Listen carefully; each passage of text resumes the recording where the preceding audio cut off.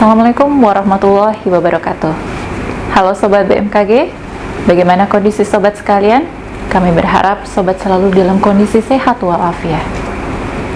Pada Selasa sore, tepatnya tanggal 21 September 2021, terjadi cuaca ekstrim di wilayah Depok dan sekitarnya. Hujan lebat yang disertai dengan angin yang sangat kencang dan juga hujan es menyebabkan beberapa pohon dan baliho tumbang, atap-atap rumah berterbangan, dan diikuti oleh pemadaman aliran listrik di wilayah terdampak. Lalu, mengapa hujan lebat hingga ekstrim masih terjadi pada musim kemarau dan peralihan musim?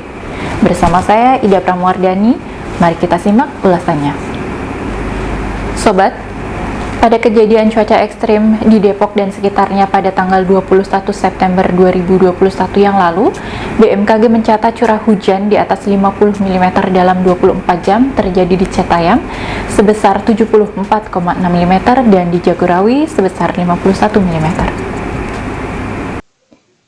BMKG juga mengamati adanya pertumbuhan awan-awan konvektif yang sangat intens di wilayah Depok dan sekitarnya.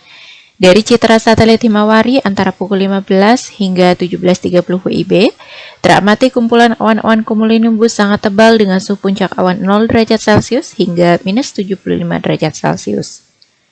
Awan-awan cumulonimbus inilah yang menghasilkan hujan dengan intensitas lebat hingga sangat lebat yang disertai angin kencang bahkan hujan es.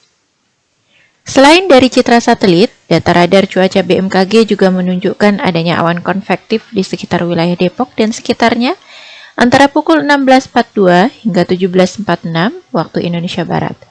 Bahkan pada pukul 17.06 WIB terpantau nilai reflektivitas maksimum mencapai 56,5 dBz yang menandakan adanya kejadian hujan sangat lebat ataupun hujan es.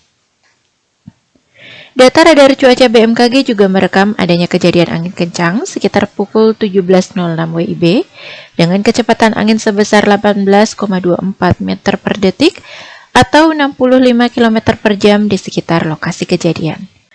Hujan es umumnya terjadi dari awan cumulonimbus. Awan ini terbentuk pada kondisi atmosfer yang labil. Penyebab labilnya atmosfer terutama di wilayah tropis adalah karena proses radiasi sinar matahari di permukaan bumi yang kemudian didukung oleh kelembapan udara yang tinggi hingga lapisan atmosfer bagian tengah. Kondisi tersebut menyebabkan pengangkatan massa udara ke atmosfer lapisan atas diikuti dengan proses kondensasi yang cukup intens, sehingga menyebabkan terbentuknya awan cumulonimbus yang besar dan mengandung partikel es di dalamnya, yang kemudian jatuh ke bumi masih dalam bentuk es. Sobat, lalu bagaimana prospek cuaca dalam sepekan ke depan? Apakah hujan lebat yang disertai dengan angin kencang masih berpotensi terjadi pada pekan depan?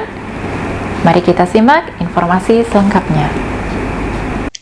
Dari analisis Madden-Julian Oscillation dan aktivitas gelombang ekuator menunjukkan kecenderungan peningkatan aktivitas konvektif di Sumatera bagian selatan, sebagian Jawa, Bali, Nusa Tenggara Barat, Nusa Tenggara Timur, sebagian Kalimantan, sebagian besar Sulawesi, Maluku Utara, Maluku, Papua Barat, dan Papua.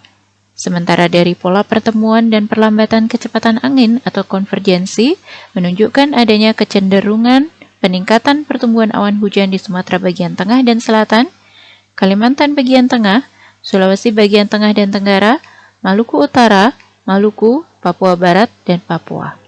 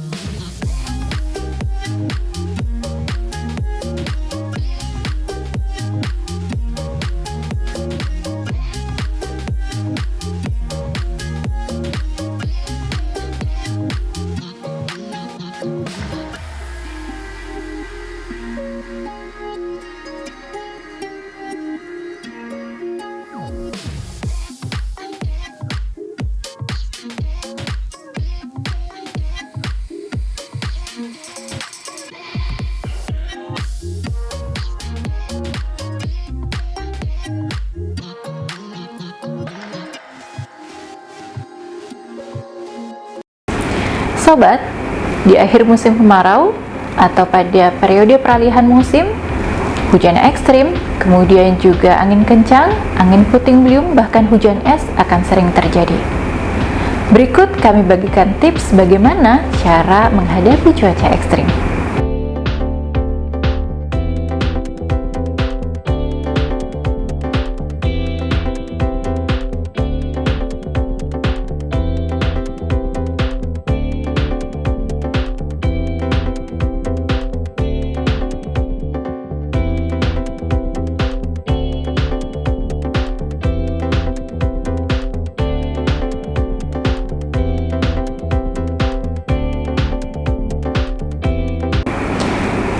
Terima kasih atas perhatian sobat sekalian. Mari kenali cuaca dan lingkungan agar terhindar dari ancaman bencana hidrometeorologi.